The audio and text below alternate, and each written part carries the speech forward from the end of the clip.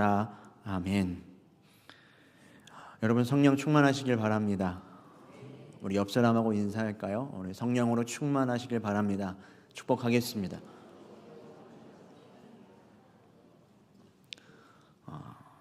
지난주 우리 여호사밧 왕의 이야기를 나누었죠.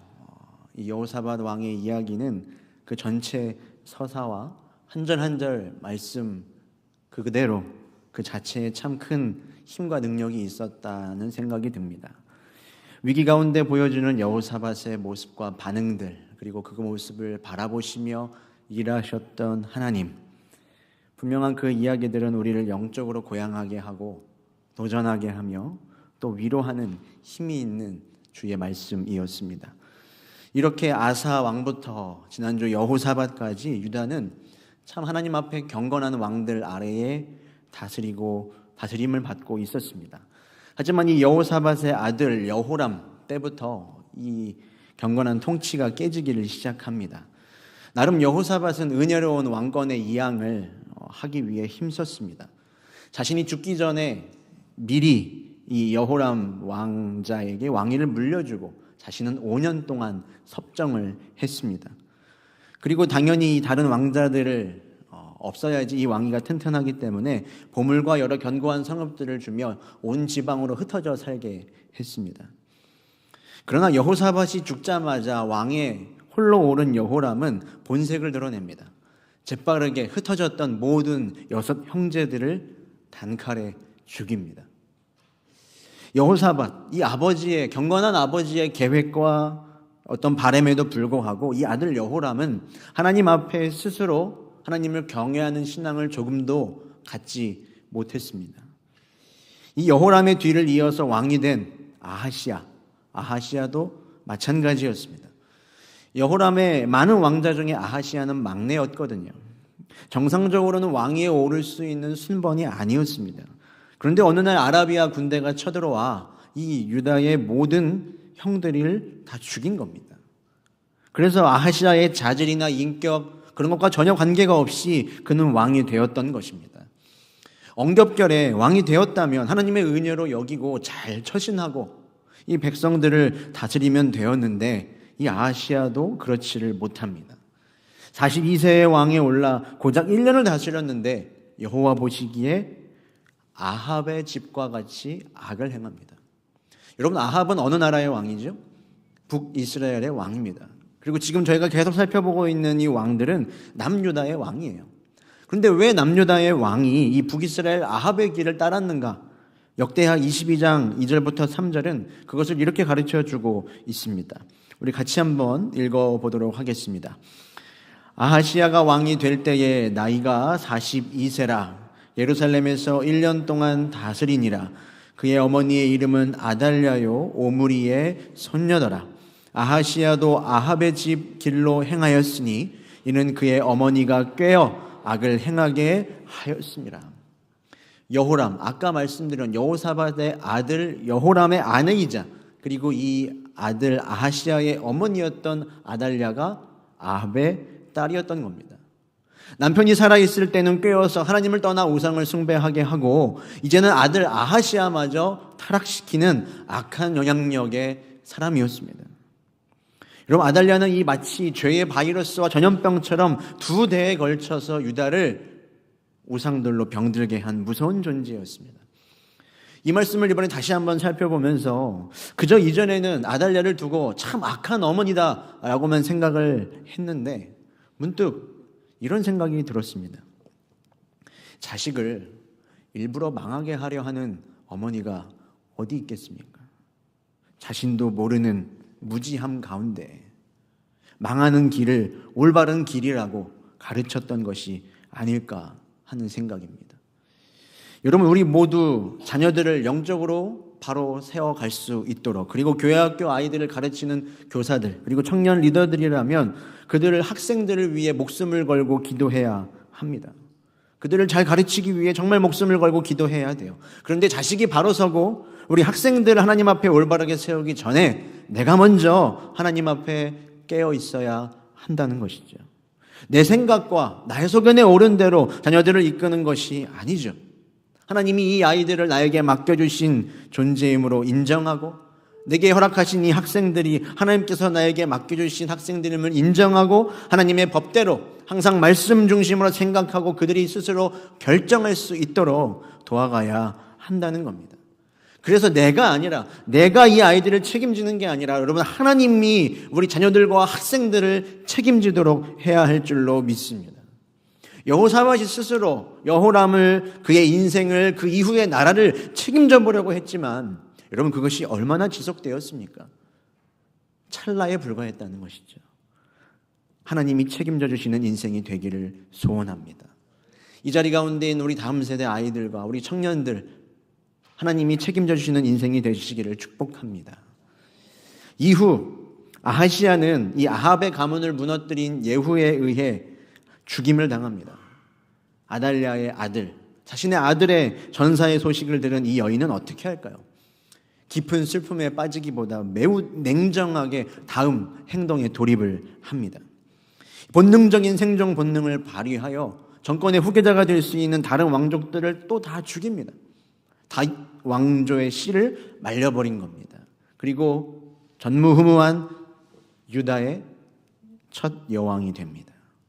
그러나 하나님은 이 다윗과 다윗 후손들에게 약속하신 게 있었습니다. 반드시 다윗의 가문에서 등불이 꺼지지 않게 하리라. 너를 통해서 유다의 왕조가 이어지게 될 거라 약속하셨죠. 그래서 모든 왕자들이 죽는 그 아수라장 속에서 1살짜리 아하시야의 아들 요아스가 구원을 얻습니다. 그리고 요아스는 대제사장인 여호야다의 도움을 받아 6년을 성전에서 숨어 지냅니다. 그것이 바로 이제 오늘 12장에 등장하는 왕 요아스입니다. 왕권을 찬탈한 이 아달랴는 참으로 악정을 했던 것 같습니다. 그래서 백성들의 불만은 극에 달해 있었죠. 때를 기다리고 있던 제사장 여호야다는 왕권을 회복하기 위한 거사를 실행합니다. 레위 사람과 유다 사람들을 모아서 한순간에 모든 전세를 뒤집죠. 성전에서 요아스를 데려다가 왕관을 씌우고 율법책을 수여하며 그를 왕의 즉위식을 마칩니다. 아달랴는 끌려나가서 처형을 당하고 마침내 비로소 유다는 다시 다윗의 후손으로 이어지게 되는 것이죠. 그렇게 7살의 나이로 유다의 왕이 된 요아스는 40년을 다스립니다. 길죠? 열왕기하 12장 2절의 말씀을 보면 요아스가 왕에 오를 때 그가 워낙 어렸기 때문에 아까 말씀드렸던 제사장 여호야다가 그를 교훈하며 가르칩니다.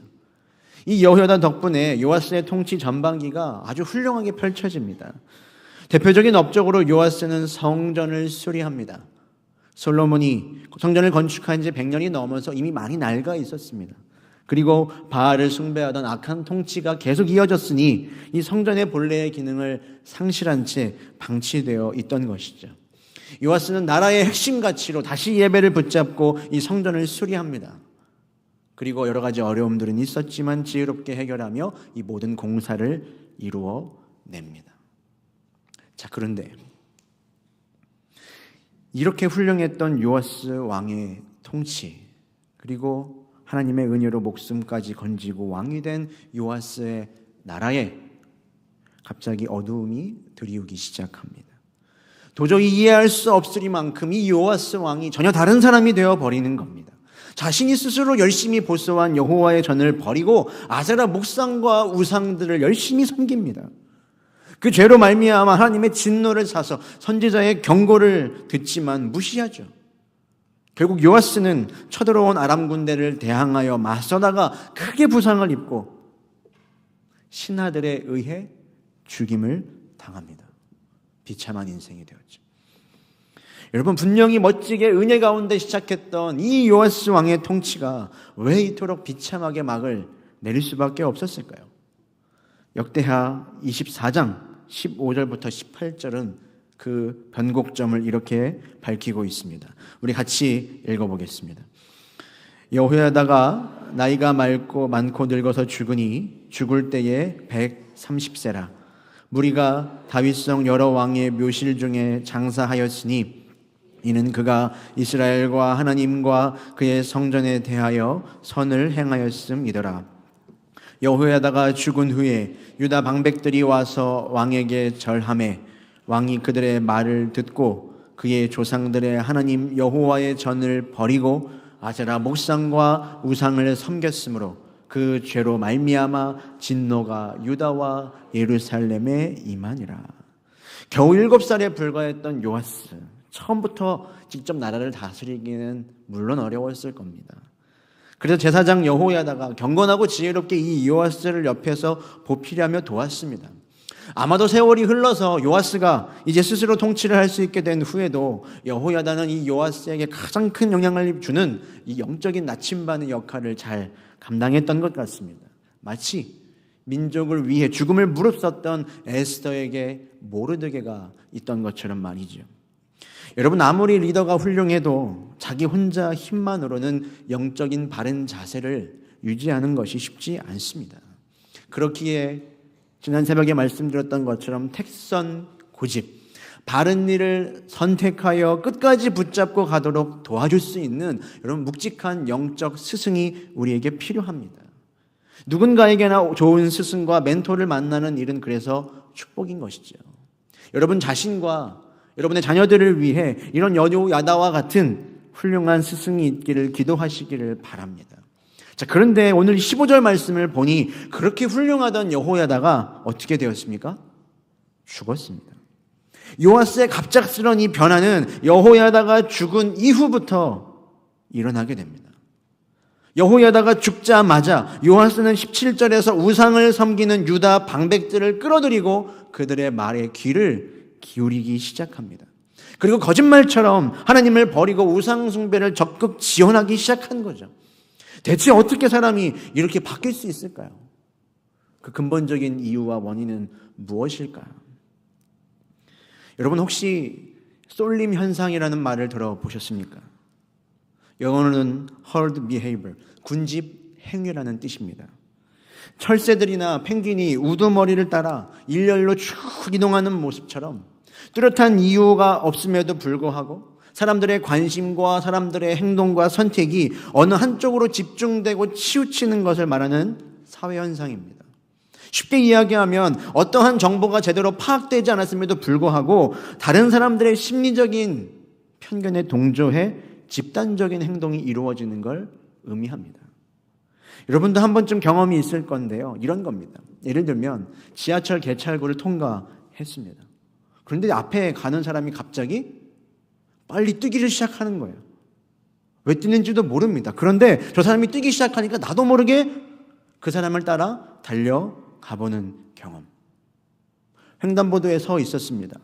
다른 생각을 잠깐 하고 있었는지 모르겠는데 신호가 분명히 바뀌지 않았는데 그것도 확인하지 않고 옆 사람이 갑자기 걷기 시작하면 어떻게 합니까? 나도 모르게 한 발을 내딛게 되죠.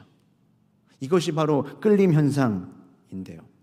영적으로도 여러분 이러한 쏠림 현상이 있습니다.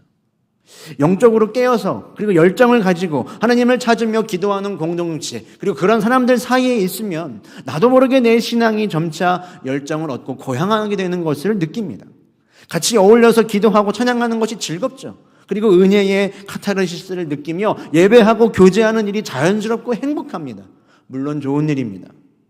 두세 사람이 모인 곳 가운데 하나님이 함께 하시고 세겹줄은 끊어지지 않는 것이죠. 특별히 청년의 때에는 많은 사람들이 이렇게 교회와 하나님을 가까이 하게 되는 것 같아요. 그러나 이처럼 시작은 자발적이지 않을 수 있고 쏠리는 흐름을 인한 것이어도 적어도 어떤 한 지점에서는 우리 각자가 스스로 하나님 앞에 선 단독자가 되어야 한다는 겁니다. 누군가가 있어서 어떤 이슈가 있어서 어떤 행사와 사역이 있어서 옆에 나를 붙잡아주는 사람이 있으니까 하는 이유를 넘어 개인의 진지한 고백과 경건의 습관이 우리의 삶 가운데 자리를 잡아야 한다는 거죠.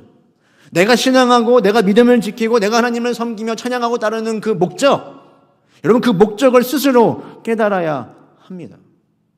결국 신앙은 하나님과 나의 인격적이고 개인적인 관계의 문제이기 때문이죠. 요아스가 그런 것이 아니었을까요? 여호야다가 살아있는 동안에는 여호야다를 바라보며 여호야다의 하나님이 가르쳐 주시는 대로 잘 따라 살았습니다. 그러나 여호야다의 하나님을 나의 하나님으로 깊이 의지하고 만나지는 못했습니다. 나의 생명을 구원해준 은인으로 여호야다를 존경하며 따르기는 했지만 그의 가르침을 받아들이고 나의 것으로 체화하지는 않았던 것이죠. 여러분, 나에게 주신 훌륭한 멘토와 스승, 아무리 좋아도 결점이 있는 인간이지요. 그리고 무엇보다 나의 인생을 대신 살아줄 수가 없습니다. 어떤 스승도 제자의 인생을 대신 살아줄 수 없고, 어떤 부모도 자녀의 인생을 끝까지 책임질 수 없고, 어떤 감독도 선수를 대신해서 경기를 뛸 수는 없는 것입니다. 그렇기에 여러분, 우리의 삶을 살아가며 참 좋은 스승을 만나는 건 축복이지만 우리가 진정 따를 분은 오직 길이요 진리요 생명이신 예수 그리스도뿐임을 고백합니다. 내 발의 등이요 빛이 되시는 말씀만이 우리가 순종할 명령이라는 것이죠. 날마다 말할 수 없는 탄식으로 감동하시는 성령님 외에는 우리가 끝까지 충성하고 따르며 우리를 채우고자 할 바가 여러분 없는 것입니다. 요아스는 이것에 실패하여 여호야다가 죽자마자 우상을 섬기는 방백들을 따라 쏠리고 흘러가듯 그의 신앙을 잃어버리고 악한 길을 걸어갔습니다. 사랑하는 성도 여러분, 갑자기 요아스가 왜 이렇게 변하나 하는 생각이 들지만 그렇지 않습니다. 원래 이 연약한 모습이 우리들이고 누구도 이처럼 될 수 있습니다. 여호야다가 살아가는 동안에, 그가 살아있는 동안에는 여호야다가 대세였죠. 하지만 여호야다가 죽자 우상을 섬기는 유다 방백들이 대세였습니다. 요아스는 흐름을 읽고 대세를 읽고 따를 줄은 알았지만 대의를 따르지는 않았습니다. 요아스는 기민하게 대세를 읽고 따를 줄은 알았지만 하나님을 따르지는 않았습니다. 여러분, 그러나 우리는 대세를 따르는 자가 아니라 대의를 따르는 사람들입니다. 예수 그리스도를 믿으며 행동하는 그리스도를 산다는 것, 대세를 거부하며 모든 사람들이 당연하다고 말하는 그것들을 거부하며 크신 하나님의 뜻과 의를 추구하는 삶입니다. 그의 나라와 그의 의를 구하며 쫓는 삶이죠. 다 그렇게 산다고, 젊을 때는 그렇게 하는 거라고 그 말에 현혹되는 사람들이 아닌 것이죠. 대세나 눈에 보이는 당장의 이익이 아니라 하나님의 공의와 정의와 진리를 추구해야 합니다. 인간의 계획, 인간의 노력, 한계가 있죠. 인간의 헌신과 열정 지속하지 못합니다. 이 땅의 대세처럼 보이는 악인들 한낱 연기에 불과하죠. 그렇게 여러분, 우리는 오늘 이 밤에 하나님의 대의를 향한 거룩한 열망을 회복할 수 있게 되기를 소원합니다. 하나님의 소리에 귀를 기울이십시오. 하나님의 임재에 여러분의 마음의 문을 여시길 바랍니다. 우리는 다 양 같아서 각기 제 길로 가죠. 무엇이 옳은지도 모르고 내가 생각하고 계획하는 것이 최선이고 최고라고 여기며 걸어갑니다. 그러나 그 가운데 하나님은 어디 계시죠? 여러분, 그 가운데 하나님은 어디 계십니까? 오늘 이 밤에 우리를 흔들릴 수 없는 주님의 사랑에 매기를 원합니다. 무지하고 중심 없이 흔들리는 우리를 하나님이 잡아주시는, 우리를 끝까지 붙들어주시는 그 하나님의 고집스러운 사랑, 그 사랑에 우리의 소망이 있습니다. 사람들의 소리, 세상에 흘러가는 그런 말들에 갇히지 말고 여러분, 주의 임재에 갇히십시오. 그것이 진정한 자유의 길이죠. 그리하여서 하나님의 대의와 하나님 나라의 영광을 위해 살아가는 저희 모두가 되기를 주님의 이름으로 축원합니다. 우리 함께 우리의 마음을 담아 주님의 사랑을 고백하기를 원합니다. 주의 사랑에 매여 내 영 기뻐 노래합니다. 우리 함께 고백하며 나아가겠습니다.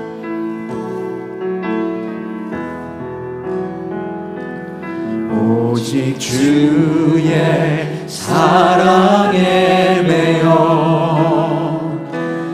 내 영 기뻐 노래합니다. 이 소망의 언덕 기쁨의 땅에서 주께 사랑 드립니다. 오직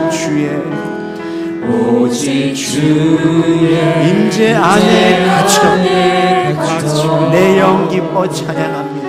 내 영 기뻐 찬양합니다. 이 소명의 언덕 거룩한 땅에서 주께 경배드립니다. 주께서 주신 모든 은혜 나는 말할 수 없네. 내 영혼 즐거이 주 따르렵니다. 주께 내 삶 드립니다. 이 마음을 담아 다시 고백합니다. 오직 주의 사랑에 매여 주님의 사랑에 매이기를 원합니다. 내 영 기뻐 노래합니다. 이 소망의 언덕 기쁨의 땅에서 주께 사랑 드립니다. 오직 주의 임재 안에 갇혀 오직 주의 임재 안에 갇혀 내 영 기뻐 찬양합니다. 내 영 기뻐 찬양합니다. 이 소명의 언덕 거룩한 땅에서 주께 경배드립니다. 주께서 주신 모든 은혜 나는 말할 수 없네. 내 영혼 즐거이 주 따르렵니다. 주께 내 삶 드립니다. 결단하며 고백합니다.